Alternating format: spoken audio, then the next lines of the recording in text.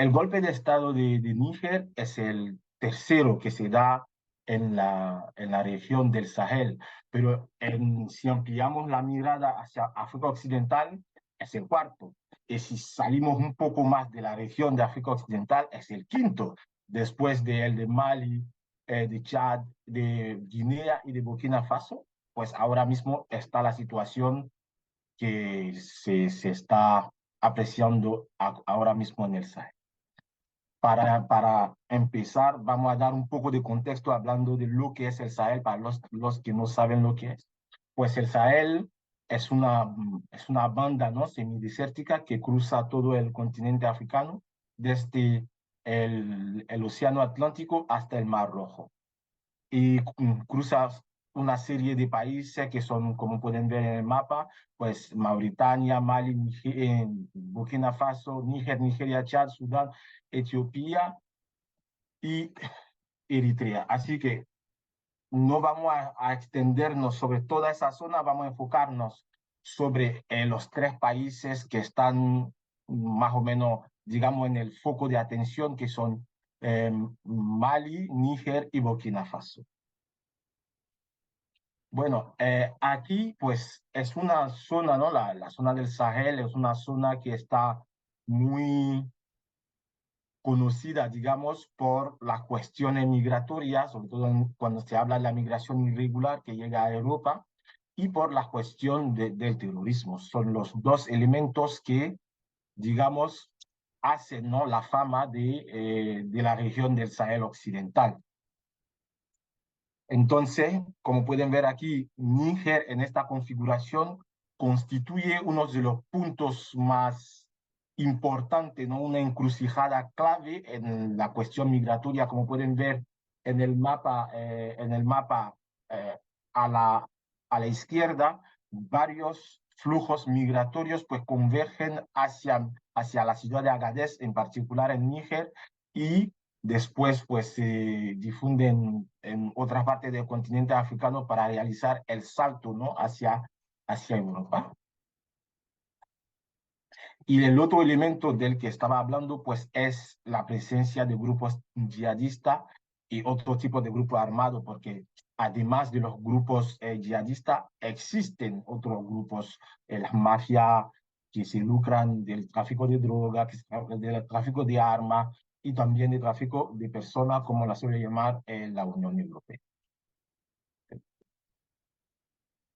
Bueno, para darles un pequeño contexto, pues como les decía, es una región, los tres países, para enfocarnos en el marco geográfico del que estaba hablando, los tres países no tienen acceso al mar, ninguno de los tres tiene acceso al mar, dependen mucho de otros países como Senegal, Costa de Marfil, Ghana, para su comercio internacional, haciendo que cuando hay sanciones de la CEDEAO, pues duele mucho porque están más o menos bloqueados, ¿no?, a nivel de comercio internacional. Estos tres países son usuarios de una moneda que se llama el franco CFA, y para la pequeña historia, pues el franco CFA es la única moneda colonial que queda hasta la actualidad. Es una moneda que se creó después de la Segunda Guerra Mundial y que básicamente está controlada por Francia. Básicamente es una herramienta política muy importante en la palanca de acción de Francia con respecto a los países que lo usan.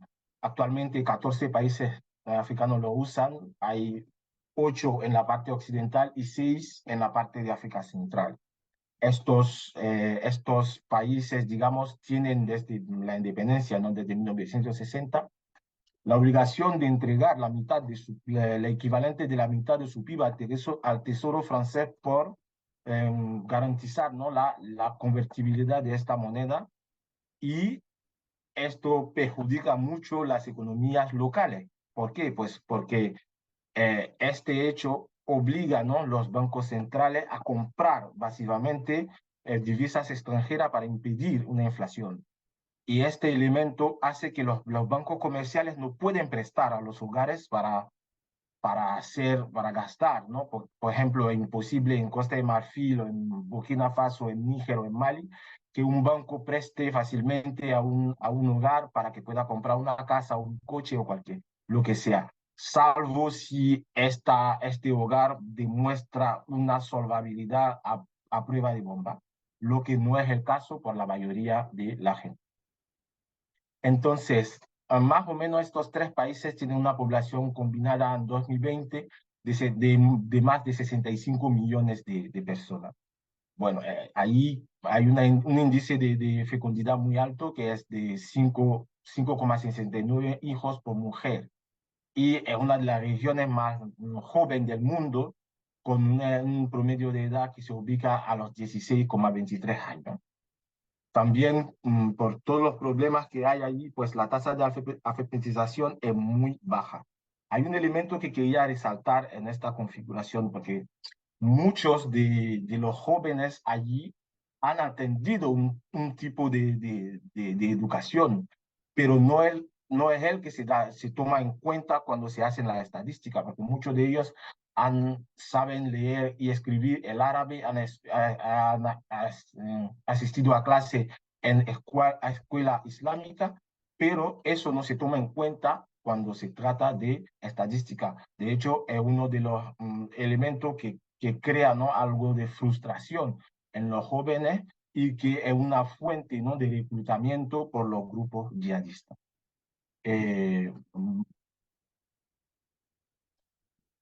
Más o menos en términos de situación general, ¿no? Es una región que ya con el de Níger lleva 14 golpes de Estado desde 1966, empezando por Mali, con el golpe de Estado de Musa Traoré que derroca a Modibo Keïta.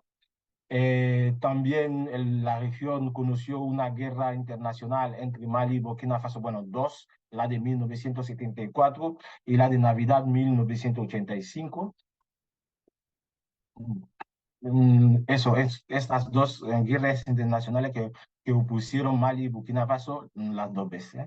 Aunque directamente eran los dos beligerantes, pues había otros países que apoyaban con armas y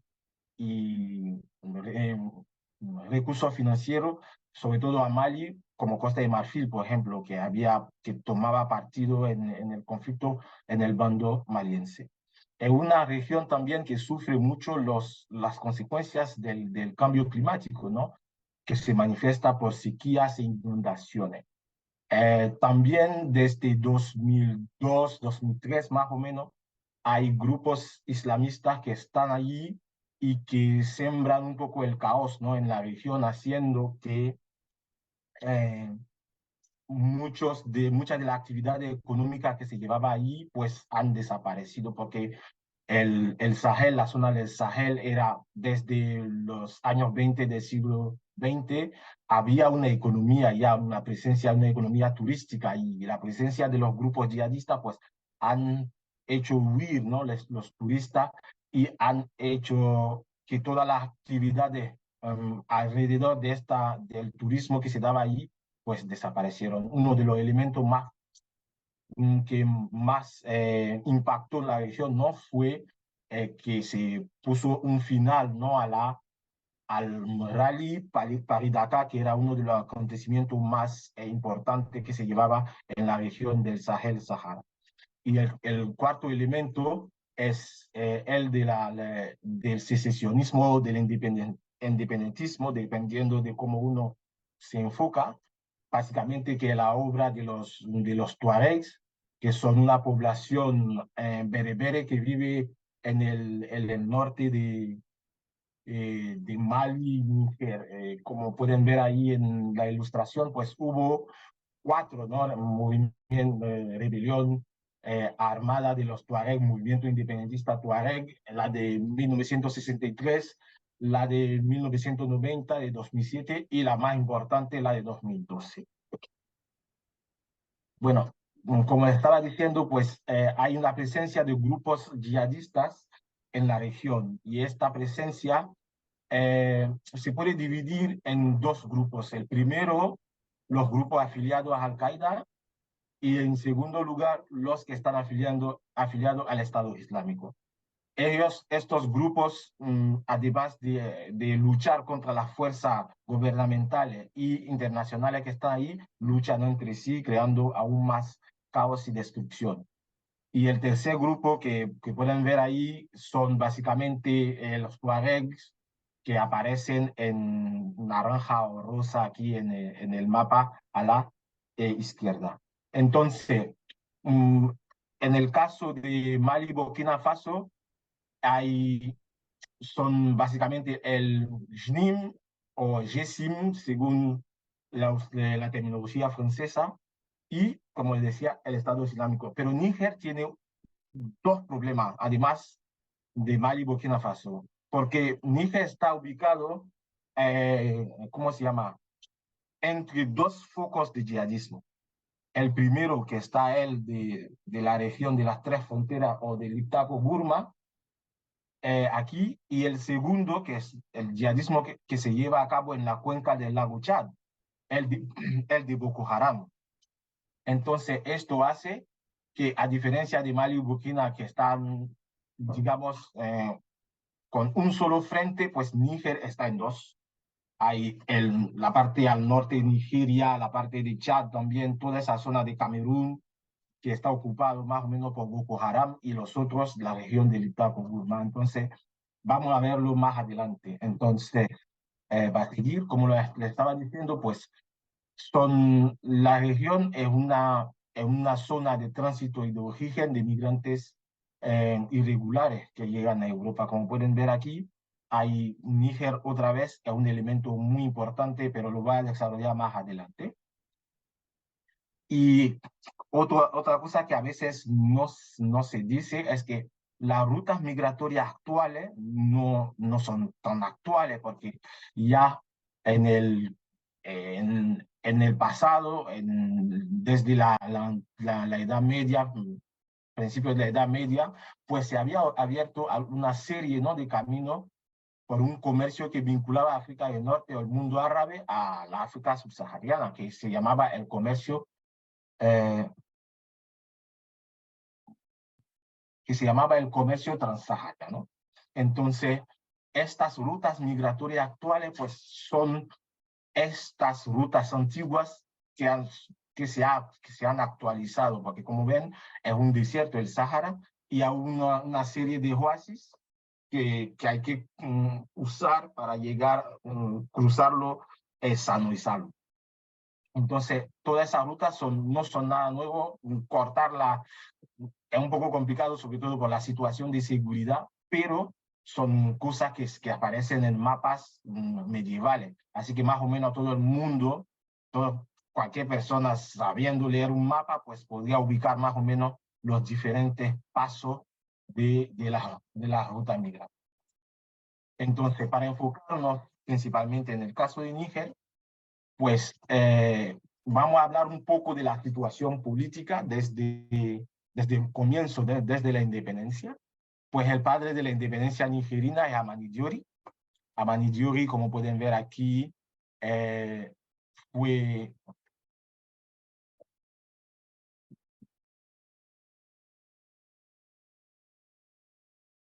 Okay. Amani Diori fue el primer presidente de Níger, dirigió el país hasta 1974.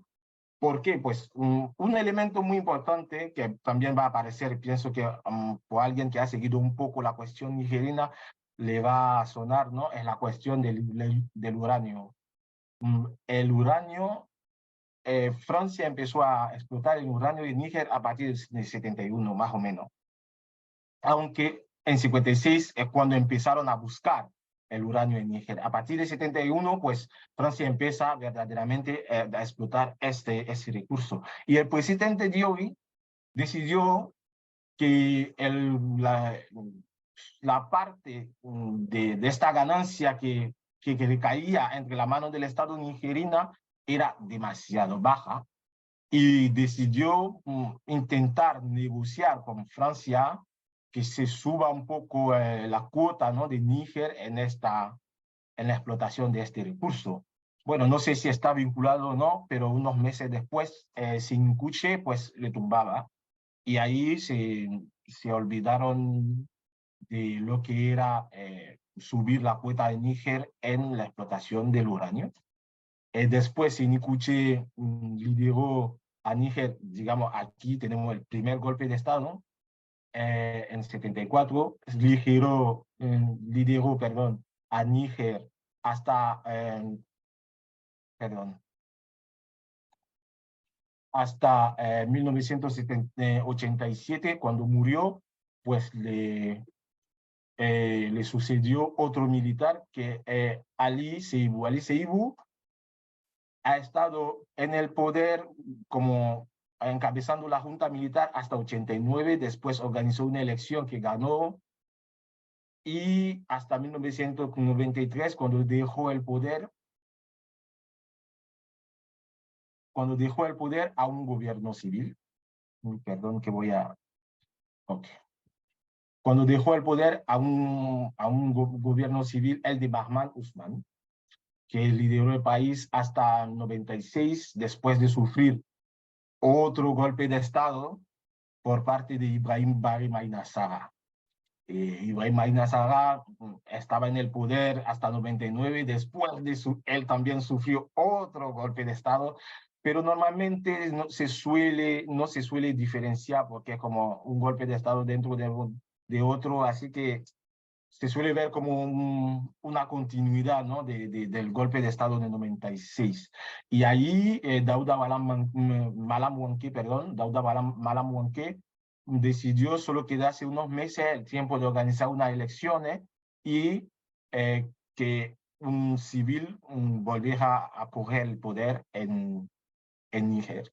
Y en 99 se celebraron las elecciones que ganó Mamadou Tanja, y Tanja pues se quedó allí. En 2009 tenía que, porque la constitución nigerina limita el número de mandatos a 2, pero Tanja quería alargarse un poco, entonces hizo modificar la constitución en 2009, provocó una serie de movimientos sociales, y en 2010 Salou Djibo pues le tumbó, y en 2011 organizó las elecciones que ganó Mahamadou Issoufou, que se quedó en el poder de 2011 hasta 2021, perdón. Después de él, pues, llegó Mohamed Bazoum. Es importante, antes de seguir, es importante resaltar el hecho de que Mahamadou Issoufou fue el ganador del premio Mo Ibrahim, pienso que de 2020, sí, de 2020, por simplemente respetar su constitución, porque es una cosa muy difícil de obtener en África Occidental, que alguien respete la constitución sobre la que ha jurado respetar. Entonces, cuando él lo hizo, sorprendió a todo el mundo que le dieron un premio. No le dieron un premio por buena gobernanza, no le dieron un premio por reducir la pobreza, ni nada. Solamente por respetar la Constitución había que premiarlo. Entonces, pues, pienso que durante un año tenía una cantidad de dinero como bastante importante, ¿no? Todo el año de 2022. Entonces ahí es cuando aparece el Mohamed Bazoum en 2021, que ha tumbado, ha derrocado el régimen de Abdurrahman Chani. Es cierto que el nombre es un poco complicado para la gente hispanohablante, pero técnicamente la ortografía puede ser complicada, pero en realidad es simple de leer. Es Abdurrahman Chani, como si todas las letras demás, pues, saben en francés, si se quitan las letras que no se leen, al final tendríamos palabras mucho más cortas, y es lo mismo que pasa con el nombre de este señor. Entonces, desde el 26 de julio, pues, Abdurrahman Chani es el que lidera a Níger. Pues a nivel económico, ¿qué sabemos de Níger? Pues Níger es el principal suministrador de uranio de la Unión Europea. Como pueden ver aquí en el gráfico arriba a la izquierda, pues Níger supera a Rusia, a Kazajistán, a Canadá como proveedor de uranio a la Unión Europea. Níger tiene el uranio de mayor calidad del continente africano. Así que incluso el presidente Bazoum lo dijo y sorprendió a todo el mundo, incluso en Níger, diciendo que Níger era un enano en términos de producción de uranio, de exportación de uranio a nivel mundial. Es cierto, porque si se puede decir que produce el 5% de uranio a nivel mundial, pero el comercio que hay principalmente con Francia, como pueden ver aquí en el gráfico de arriba a la derecha, pues el 78,8% de la energía eléctrica francesa proviene del nuclear civil. Y cierto que Francia tiene otros proveedores como en Kazajistán y Canadá, pero Níger es por mucho, es por mucho el principal proveedor de uranio a Francia. También Níger tiene oro, un poco como Mali, menos que Mali, pero bastante. Como pueden ver aquí, en 2021 exportó dos, 2.700 millones de dólares y principalmente hacia los países del Golfo y Turquía y, ¿cómo se llama? Y Sudáfrica. Bueno, aquí voy a intentar, como ya está escrito, voy a intentar no leer y solamente dar los datos por si, para que ustedes tengan y para no alargarme demasiado. Y además del oro, pues desde 2011, pues Níger es un exportador de petróleo, básicamente hacia China, por una de las razones que siempre estoy diciendo, pues que no es del todo cierto que los chinos son los salvadores del continente africano. La salvación de África debe, perdón que estoy gestionando, sí, debe venir de los propios africanos, porque Níger es un ejemplo de que cooperar con los chinos pues no garantiza, ¿no?, que estas ganancias financieras pues lleguen al pueblo, porque lo único que va a pasar es que aunque tenga un buen trato a nivel de los precios, pues si lo más importante para la élite de este país es enriquecerse, pues esta ganancia financiera no va a llegar a la población. Y es uno de los discursos, ¿no?, que usan los yihadistas para reclutar a gente, porque siempre existe el discurso de que África tiene muchos recursos, pero los africanos son pobres. Aquí hay un artículo de Deutsche Welle eh, que, bueno, pienso que está un poco más adelante, no sé. No sé, bueno, pensaba que lo tenía aquí, pero bueno, aquí.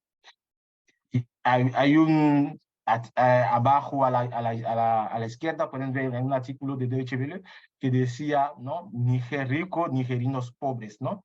Entonces, una de las cosas es esa, que con todos esos recursos, pues no se ve una mejora, ¿no?, de la vida de las personas allí, perdón.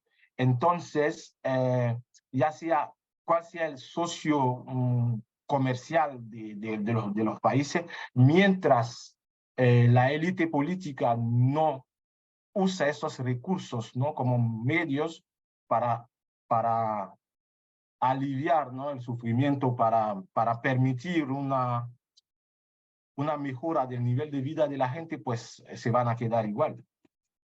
Entonces, eso es, como les decía, un discurso de los yihadistas. Ellos prometen, a veces como no, son unos locos, pues no, tienen un programa político muy bien establecido, tienen un discurso que habla a la gente,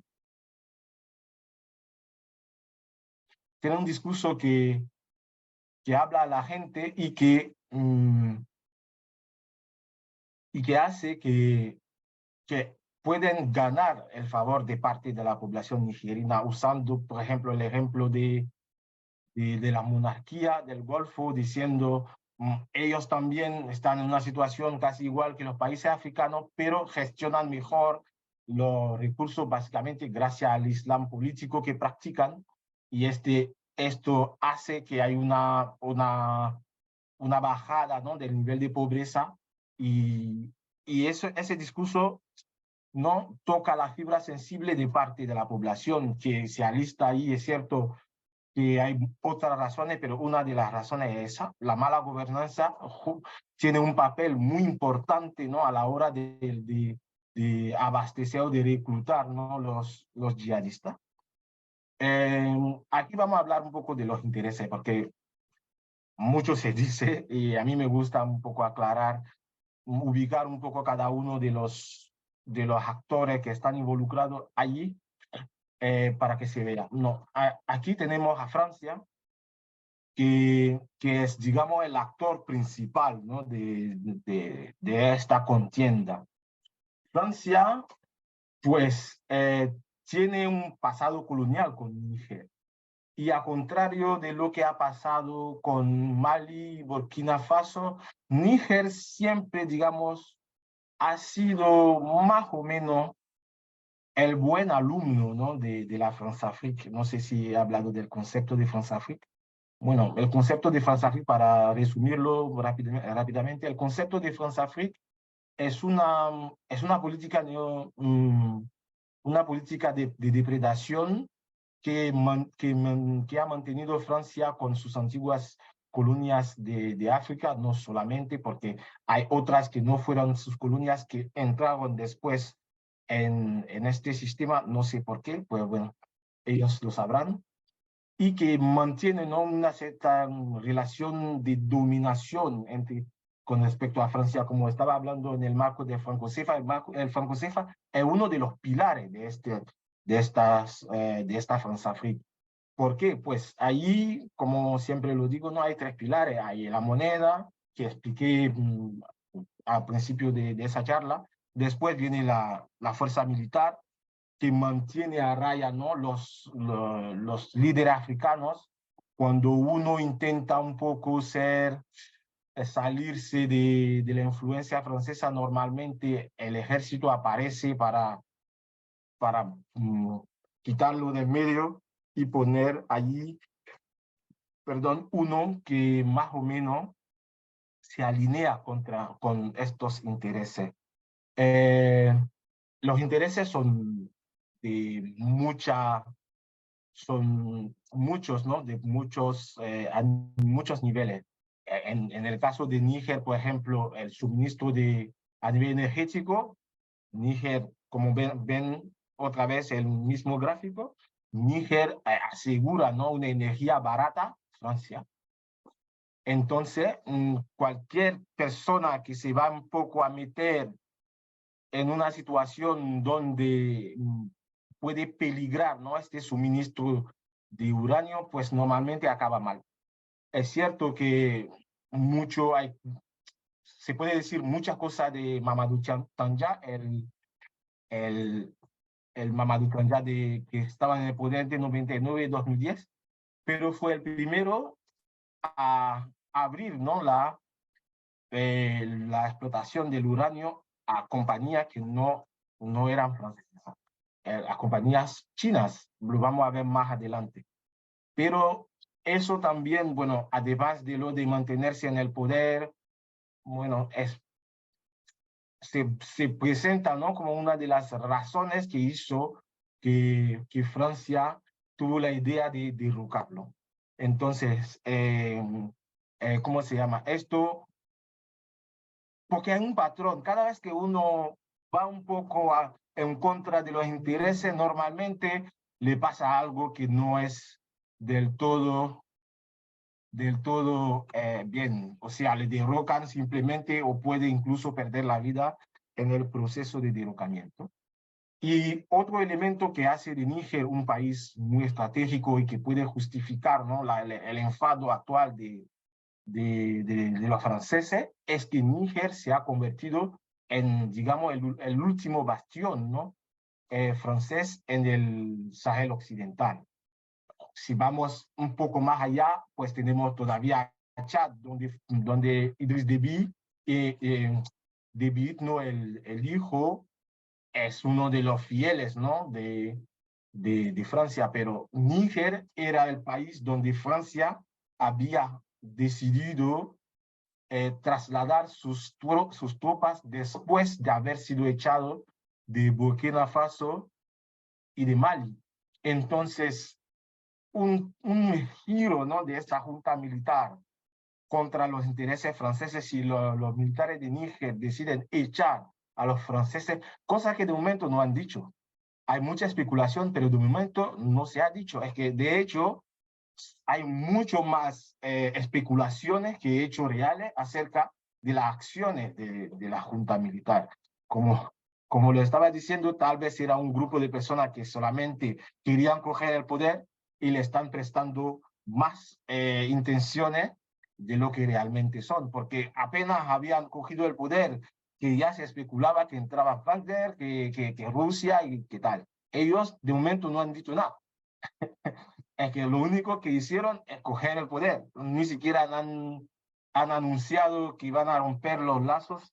De hecho, en su discurso habían dicho que garantizaba a los socios internacionales que la cooperación iba a seguir. Pero de ahí toda la especulación que se dio sobre quién está detrás de los golpes de Estado, que no sé, Wagner, los rusos, pero bueno, y ahora mismo se está montando todo un follón alrededor. Y otro elemento que olvidé mencionar en la explotación del uranio, la compañía francesa que está explotando allí es Orano. Orano antiguamente se llamaba Arriva, era la compañía francesa que se especializó en la explotación de uranio en Níger. Bueno, los franceses tienen esa fama, ¿no? Cuando una compañía ya está manchada con mucho escándalo, pues suelen cambiar el nombre. Pasó lo mismo con la compañía ELF, que esta es de explotación de petróleo, que cuando se metió con Lisuba en República de Congo, pues cambió para ser Total. Entonces, siempre que una compañía pues se lleva mala prensa, la suelen cambiar y así, pues, en vez de cambiar la práctica, pues cambian el nombre y se olvida, y todo el mundo se olvida de que no, que Orano era Areva, pero siempre hay que recordar que solo han cambiado el nombre, no la práctica. De hecho, esta compañía Orano, pues, había un documental francés, de hecho, de una ONG francés que estaba denunciando, ¿no?, las prácticas de Orano, con, ¿cómo se llama?, 20.000 toneladas de desechos radioactivos que han dejado al aire libre en Níger, que están diseminando, ¿no?, envenenando las poblaciones que están alrededor de esta explotación. Y no, normalmente tenía que hacer por lo menos un tratamiento de estos desechos, de esta mina, pero no se ha hecho nada, se ha dejado al aire libre. El documental, que es un poco muy impactante, pues muestra un poco lo que está llevando allí ahora, ¿no? Después de Francia, no, puse un poco, un pequeño desorden, entonces volvemos un poco para plantear el contexto interno cuando ocurre el golpe de Estado. Bueno, en primer lugar hay que saber que a veces se usa el término de elegido democráticamente. A mí, cuando se usa mucho esta expresión, normalmente me entra la sospecha, porque elegido democráticamente normalmente no tiene un buen presagio. Cuando se insiste mucho en esta frase, que el presidente ha sido elegido democráticamente, a mí siempre me levanta la sospecha, porque la elección en Níger, la elección de 2021, había varias acusaciones de fraude, de hecho, varias acusaciones de fraude.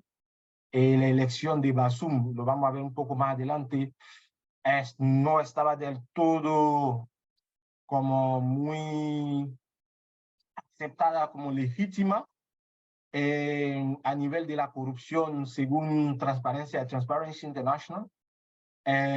Níger ocupa el puesto 57 como país más corrupto a nivel mundial, y sobre todo el país ha sido muy famoso por gestionar de forma pésima las consecuencias del cambio climático. Como le había dicho, las consecuencias son inundaciones y sequía. Y tanto el de Mahamadou Issoufou como el de Bazoum se han ilustrado por una muy mala gestión de las consecuencias de estos acontecimientos del cambio climático. Y aquí pueden ver un poco un reportaje del periódico francés Le Monde sobre las consecuencias, sobre cómo el Estado nigeriano ha, ha hecho la vista gorda al sufrimiento de su propia población, ¿no? Mientras está pidiendo dinero a la Unión Europea como compensación, ¿no? Por los efectos del cambio climático, pero esta ganancia, estos fondos dedicados a, a mitigar, ¿no?, esos efectos, pues nunca llegan a a las poblaciones más afectadas. Como le estaba mencionando anteriormente, pues la gestión también de la explotación minera en, en Níger es muy opaca, que es muy difícil tener cifras muy claras del dinero que se maneja en este ámbito. Está muy plagado de cosas raras y no se pueden ver muy bien las cifras de cuánto se gana cuando entra en el presupuesto nacional, cuando entra en la ACA, cuando acaba en los bolsillos. Entonces hay demasiados elementos, ¿no?, que no se pueden ver, y eso genera más que nada una sospecha de la población, porque ya que los gobiernos africanos son famosos por su corrupción, pues alguien que no comunica de forma transparente, bueno, nadie lo hace verdaderamente, pero que mantiene, ¿no?, una política muy opaca, genera aún más, ¿no?, sospecha. Y eso nos lleva al otro punto, que es que el golpe de Níger es el segundo que intento, digamos, que sufrió Bazoum. 2 días antes de su investidura, pues tenía un intento de golpe de Estado en 2021. Por eso a muchas personas, la verdad que estoy en un grupo con unos amigos que son periodistas y uno me preguntó y les respondí, si había dicho que era de esperar eso, ustedes me iban a responder, es muy fácil decirlo a posteriori. Pero como lo pueden ver, no es algo nuevo.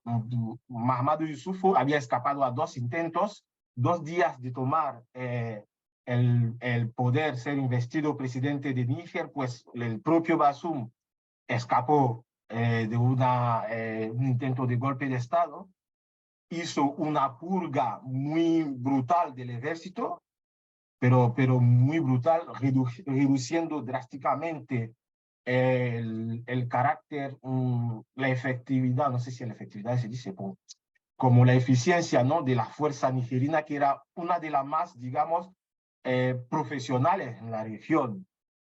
Era la que hacía menos errores de apreciación, porque las demás, y especialmente la nigeriana, un poco una campeona, ¿no?, en hacer errores de apreciación y matar a civiles y cosas así. Bueno, cuando es difícil distinguir una mujer con un niño en la espalda de un yihadista que tiene un fusil en la espalda, así que, bueno, a veces pasa con muchos de los ejércitos de la región, pero el de Níger era de lejos el que menos hacían errores, pero después de la purga, pues se volvió muy, muy débil y tuvo que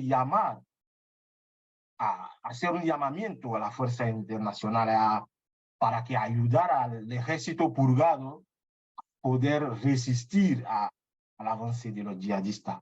Entonces, hoy todo el mundo está hablando no, de lo que está pasando, pero bueno, por lo que sigue, ¿no?, la actualidad ahí, era algo más o menos de esperar, porque entre los problemas de gestión de la arca pública, las diferentes purgas que hizo en el ejército, finalmente, no sé si ustedes se han dado cuenta, pero es su propia seguridad que le secuestró. Es que el golpe no vino de un soldado que estaba exiliado en una parte remota, ¿no?, de Níger, pero es su propia seguridad. Normalmente en los países africanos se suelen poner la gente en que más el mandatario más tiene confianza, como la Guardia Presidencial. De hecho, no sé si está así. En abril pasado, habían nombrado 9 jefes del ejército por toda esa purga que estaban haciendo, que estaba haciendo desde que llegó en el poder.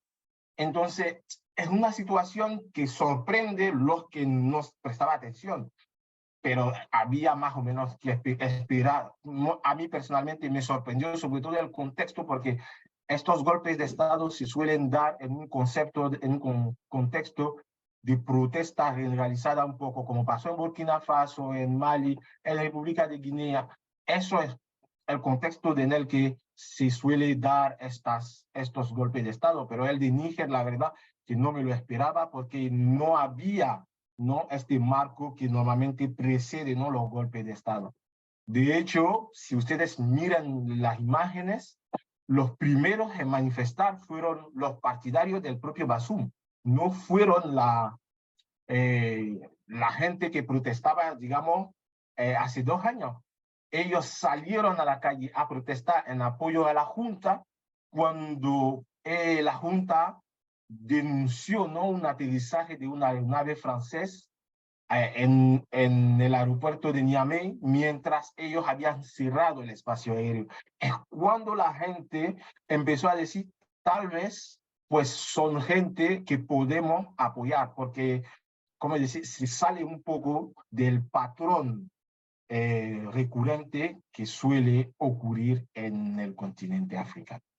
Bueno, ahí volvemos a los intereses de los diferentes actores. Pues tenemos a Estados Unidos allí, que tiene una base, la base 201, que es una de las mayores bases de drones del continente africano, donde que alberga entre 800 y 1000 efectivos norteamericanos, donde pueden llevar operaciones en varios puntos de esta zona, desde Libia hasta Camerún, varias operaciones de vigilancia, sobre todo, apoyando a los franceses con sus drones de observación, y también haciendo, digamos, una ejecución extrajudicial de uno que es un jefe yihadista en una parte, ¿no?, del continente. Entonces, Estados Unidos le interesa a Níger principalmente por su posición geográfica.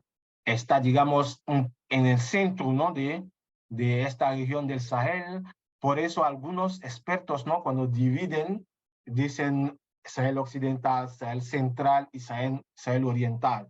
Pero yo no me complico la vida, le divido entre dos.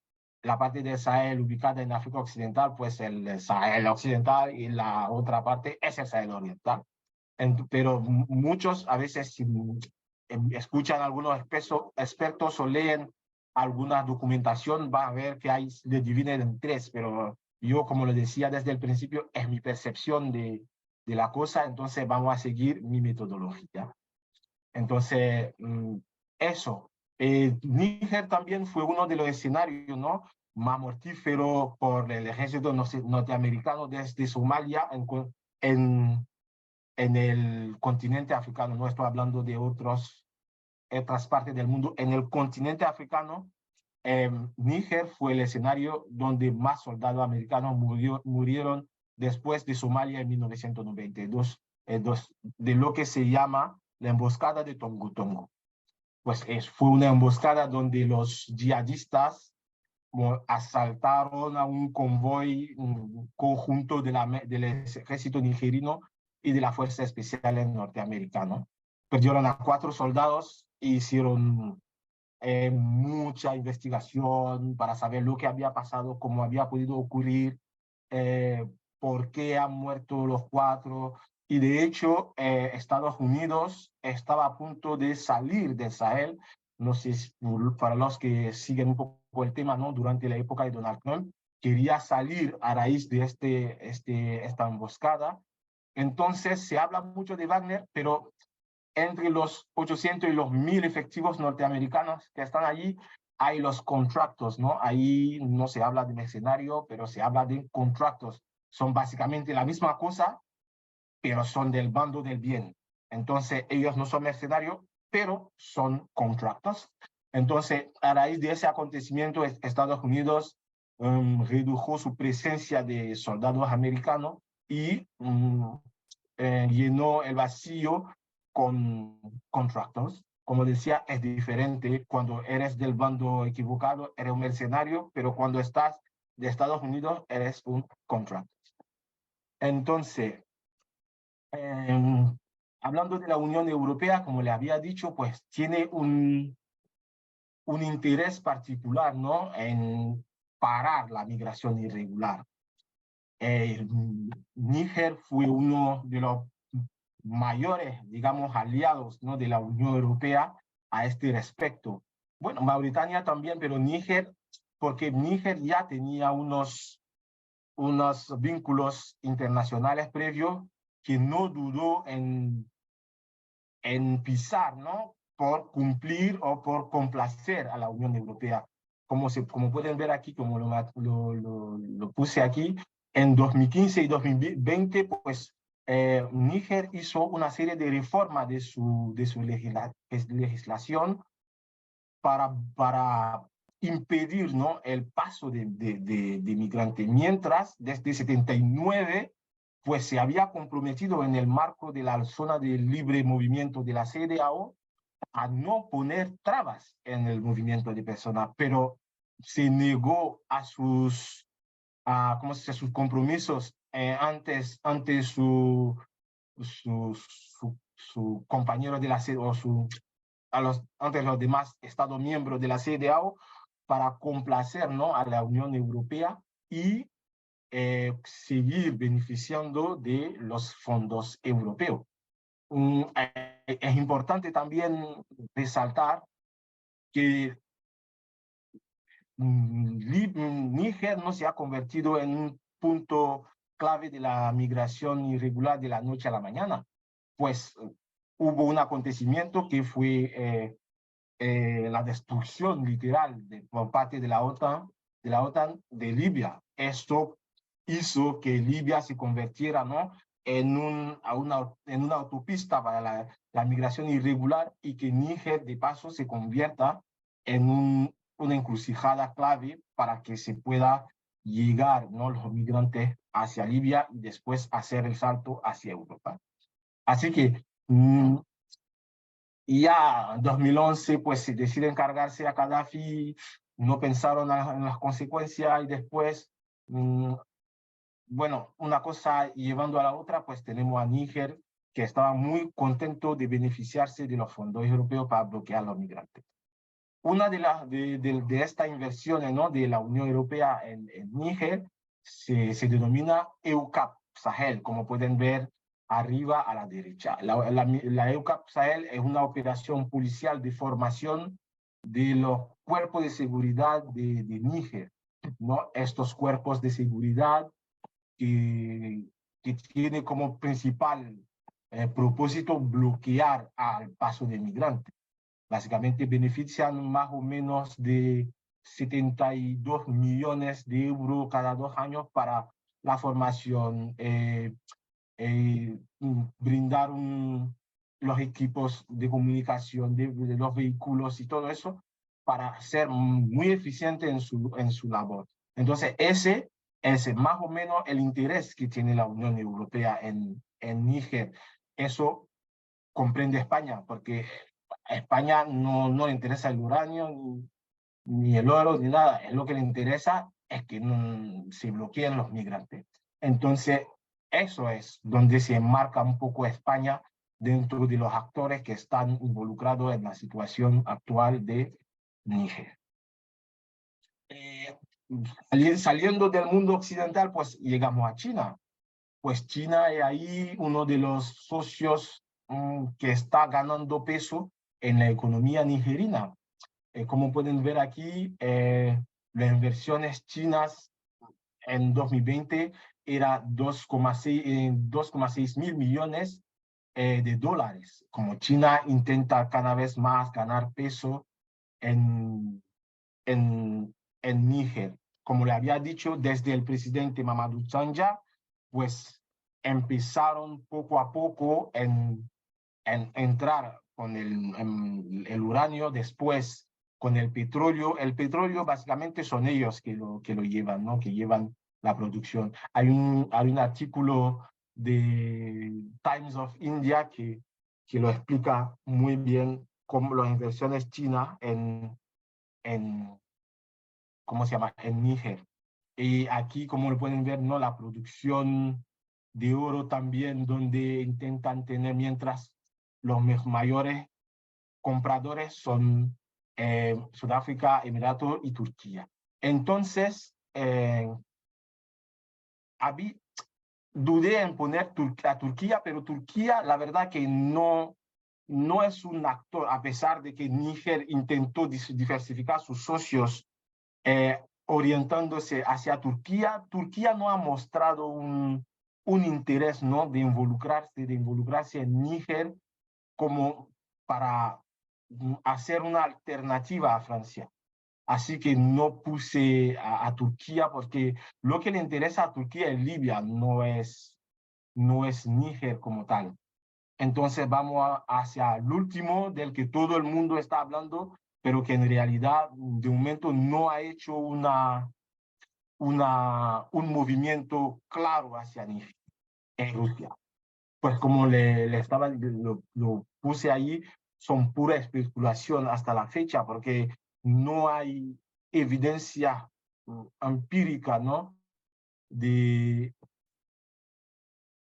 de que Rusia tenga un plan, ¿no? Para Níger. Pero ya que se habla mucho de los planes de Rusia hacia Níger, pues he intentado, perdón, resaltar algunos puntos que podrían constituir, ¿no? un interés para Rusia.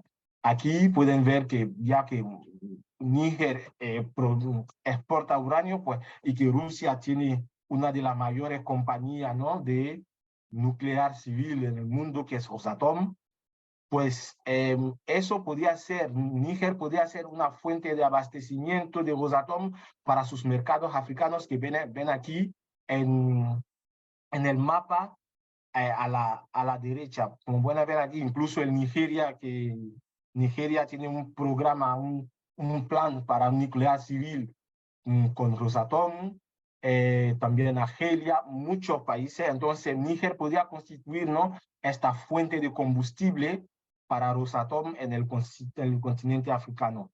Así que, bueno, es como lo decía, a mí me molesta, pero como ya se habla mucho, pues intento ver cuáles serían las pistas, ¿no? Por la que Rusia tendría un interés. El interés más grande sería básicamente una victoria diplomática para Moscú, porque sería un aliado más, sobre todo en el continente africano, donde se ha visto ya que casi la mitad de los países se abstuvieron, ¿no? de condenar la agresión rusa de Ucrania. Así que si lo han visto, la diferencia entre el voto de 2022 y el voto de 2023 es que había un país más que se negó en condenar esta agresión y fue Mali.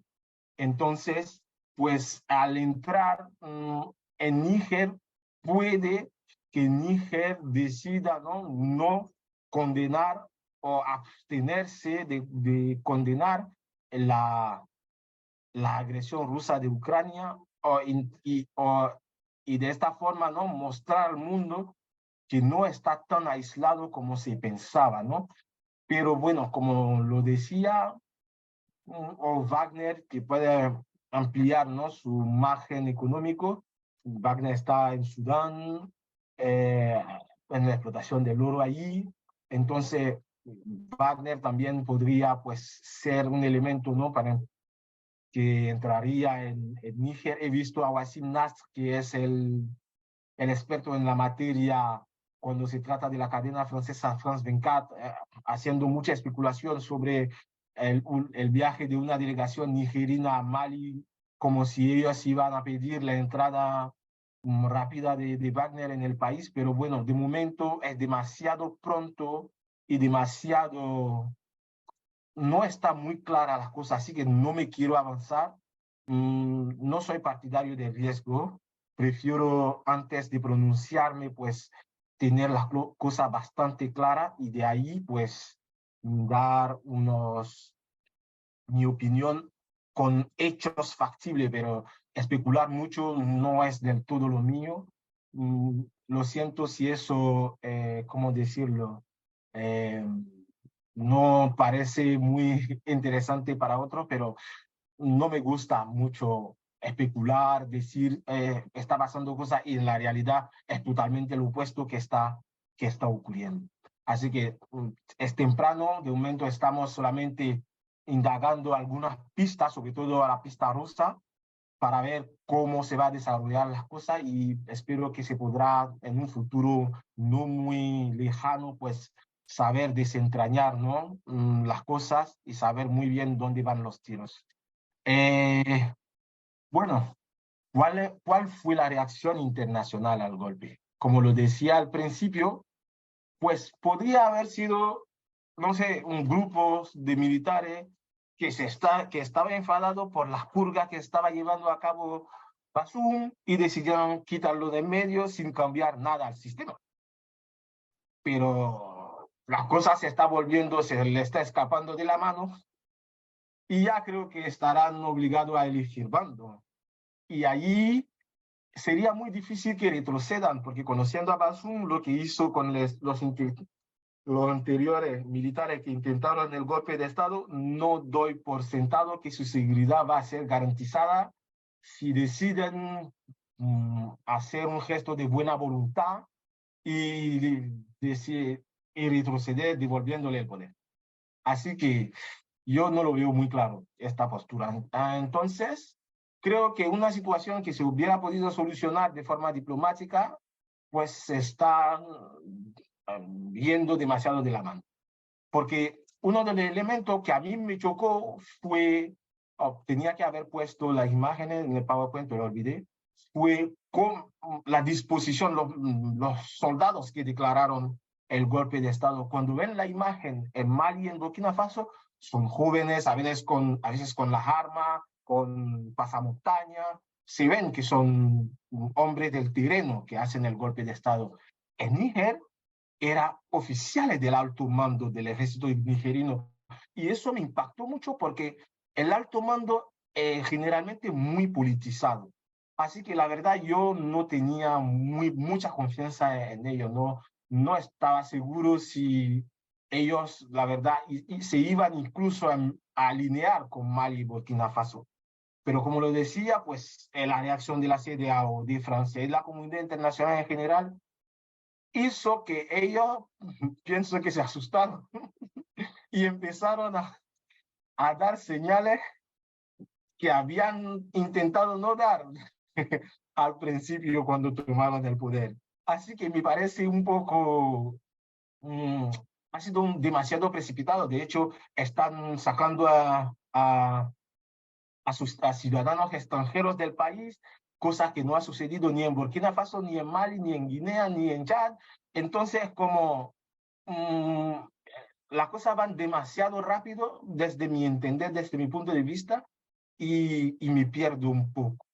Entonces, desde la CEDEAO, pues se eligieron 9 medidas, 9 medidas, pero no sé por qué ellos mismos cuentan 8, mientras hay 9, como la típica, ¿no? Cierre de frontera, zona, impedimento de vuelos para salir y entrar de Níger para entrar en la zona CDAO, suspensión de las transacciones, congelación de los bienes, de las transacciones financieras, de los activos financieros de Níger en los bancos centrales.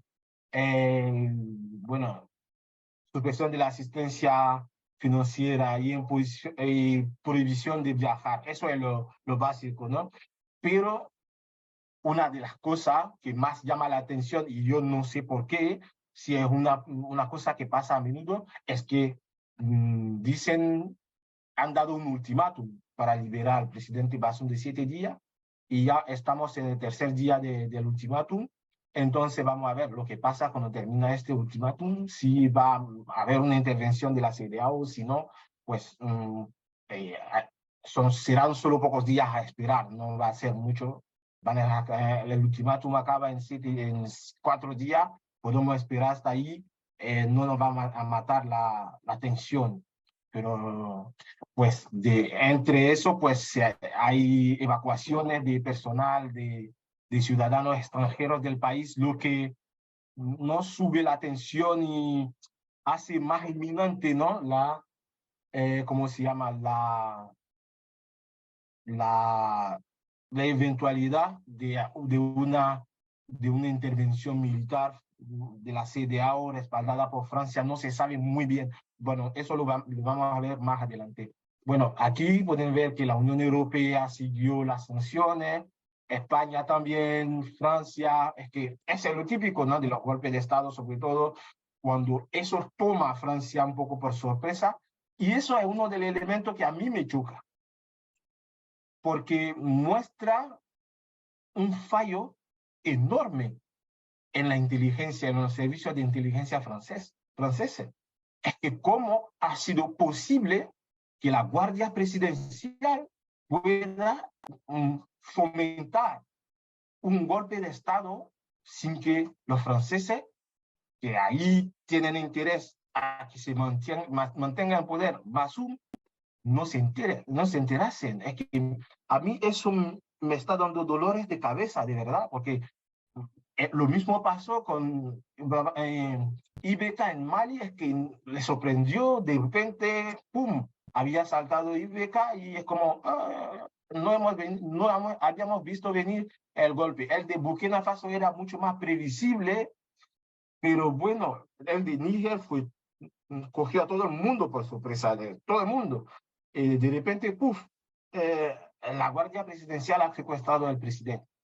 Pues la verdad que yo me estoy haciendo la pregunta, si alguien tiene una respuesta, pues estoy todo oído. Hablando de la intervención militar, pues mucho se está hablando, mucho. Y a mí me parece raro porque hicieron lo mismo con Mali. En su momento hicieron lo mismo con Mali. Habían amenazado de una intervención en Mali, como pueden ver en un artículo del periódico maliense. Busqué un periódico internacional, pero no encontré, pero en la declaración de la CEDEAO al principio, pues habían hecho una amenaza similar a Mali. No sé por qué esta vez todo el mundo está más bien en pánico, tal vez porque hay rumores de que se van a concretar de verdad, porque ya se había planteado la idea de una fuerza antigolpe de Estado por parte de la CEDEAO, y que Francia, Macron ha dicho que no iba a tolerar ningún ataque contra Francia y sus intereses, porque durante una protesta, pues hay un grupo que vandalizó un poco la entrada de la embajada francesa en Niamey. Así que, bueno, no sé. Entonces hay una escalada verbal que se está dando porque por una parte hay la CEDEAO que amenaza de invadir a Níger, por otro lado hay Burkina Faso y Mali que también se posicionan como países que iban a defender a Níger en caso de invasión por parte de la CEDEAO. Guinea, que no ha dejado claro su participación en apoyo a Níger, digamos, participación militar a Níger en caso de invasión. Hay Argelia también que ha dicho que no sería una buena idea. Entonces, como hay una división, ¿no?, de la opinión pública regional, ¿no?, sobre este asunto, muchos de los movimientos panafricanistas ya se han pronunciado en contra de una intervención militar en Níger, en primer lugar porque la CEDEAO no es la organización más legítima para hablar de democracia, porque ¿qué tenemos en la CEDEAO? Pues tenemos en la CEDEAO unos presidentes que han torcido el brazo a la Constitución para mantenerse en el poder. Tenemos en la CEDEAO a presidentes que desde 2005 pues que se mantienen en el poder allí. Tenemos también en la misma CEDEAO gente que pone todos sus opositores en la cárcel. Entonces, no está bien visto como que la CEDEAO con lo que está, como es, pueda hablar de democracia, porque la democracia, ¿no? Desde mi entender, tal vez me equivoque, pero no es el hecho de votar, ¿no? La democracia es el poder del pueblo para el pueblo, por el pueblo y para el pueblo. Y no es lo que estoy viendo en la mayoría, ¿no? De los estados de la CEDEAO. Así que pienso que la CEDEAO pues tendría que mostrar un poco de humildad, ¿no? A la hora de criticar y de dar lecciones de democracia. Entonces, esta cuestión no está dividiendo un poco la opinión pública. Como lo pudieron ver en Níger, hay algunas personas que salieron en apoyo a Bazoum, otros que salieron en apoyo a los golpistas, y no sé si es por miedo o no, pero había mucho más personas que salían en apoyo a los golpistas que los que salieron en apoyo a Bazoum. Entonces, hay que ver hasta qué punto va a llegar la cosa. Y bueno, para hablar de esto, como le había dicho, una intervención de la CEDEAO respaldada por Francia o no, no sé, sería, digamos, como lo decía, no es una idea descabellada, no se puede descartar y tampoco se puede afirmar que va a pasar, porque hay precedentes de ambos. Por ejemplo, en Mali, como le decía, pues la CEDEAO amenazó con una intervención militar que nunca sucedió. Mientras en Gambia es cierto que el propósito de la intervención cambió porque el contexto cambió antes de que se dieran los primeros combates, porque en Gambia, por los que no lo saben, en 2017 hubo una crisis postelectoral entre Yahya Jammeh y Adama Barrow. Y Yahya Jammeh decía que no quería salir,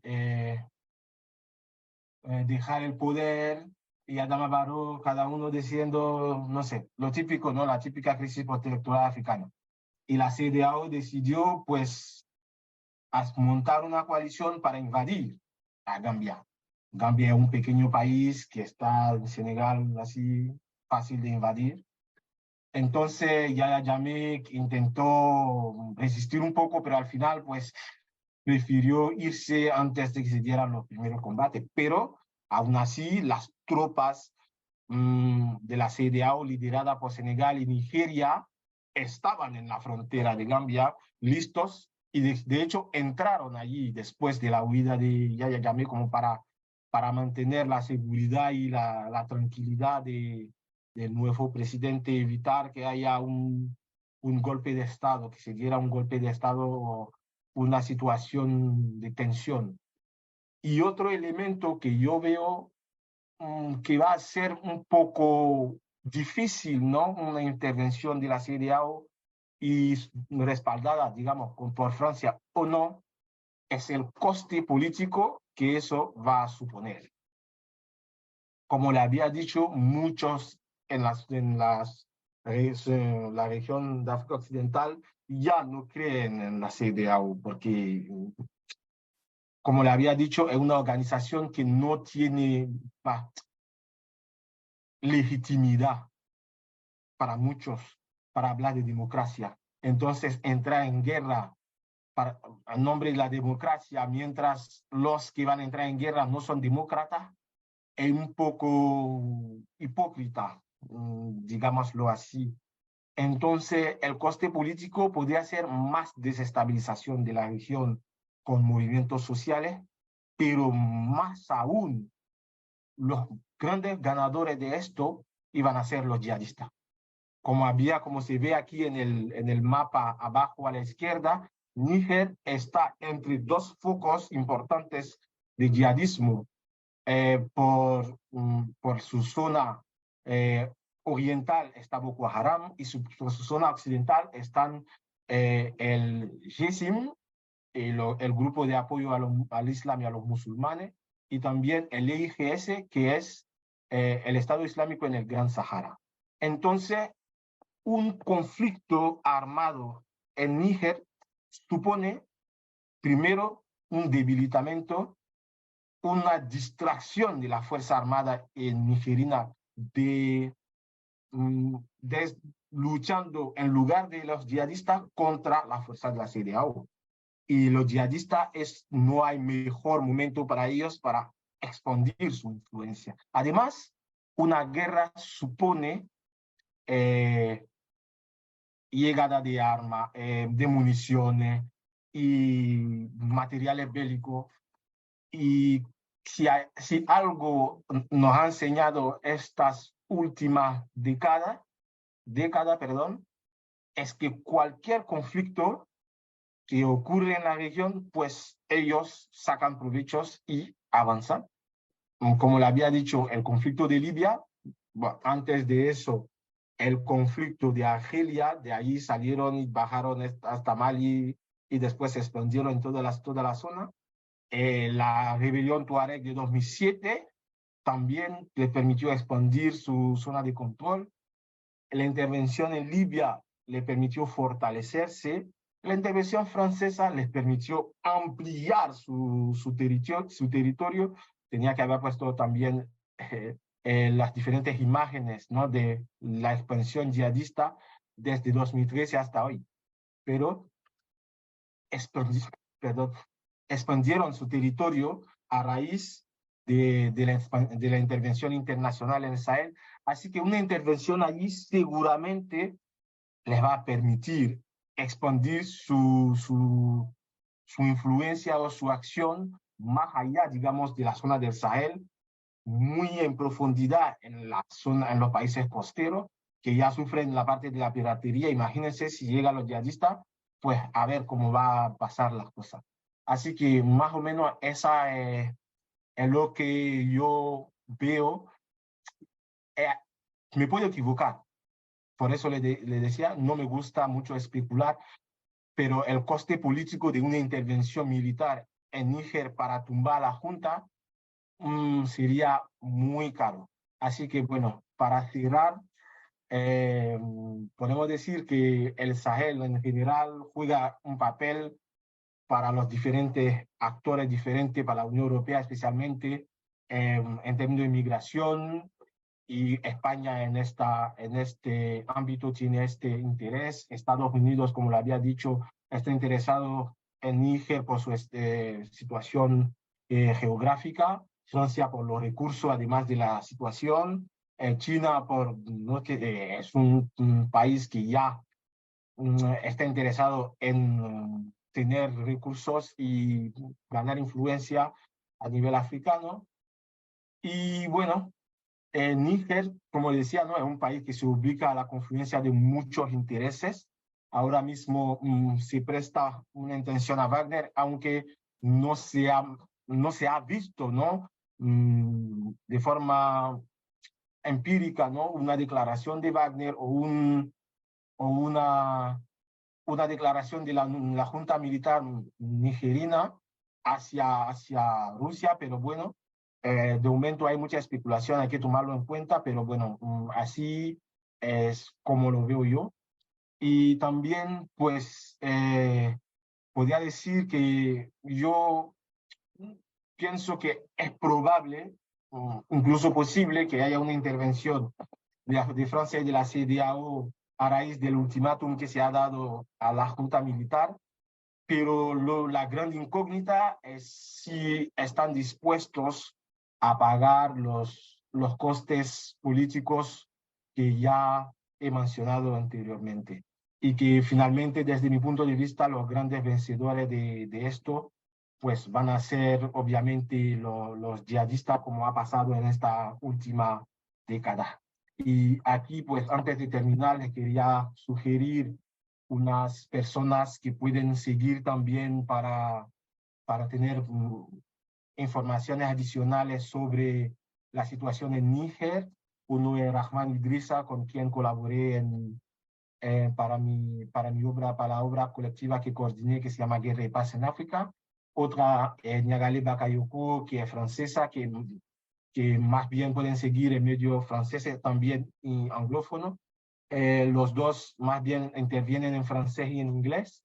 Para los que no hablan ninguno de esos dos idiomas, pues le quería sugerir José Luango Cabrera y Oyol Puy, que son gente muy conocedores del tema.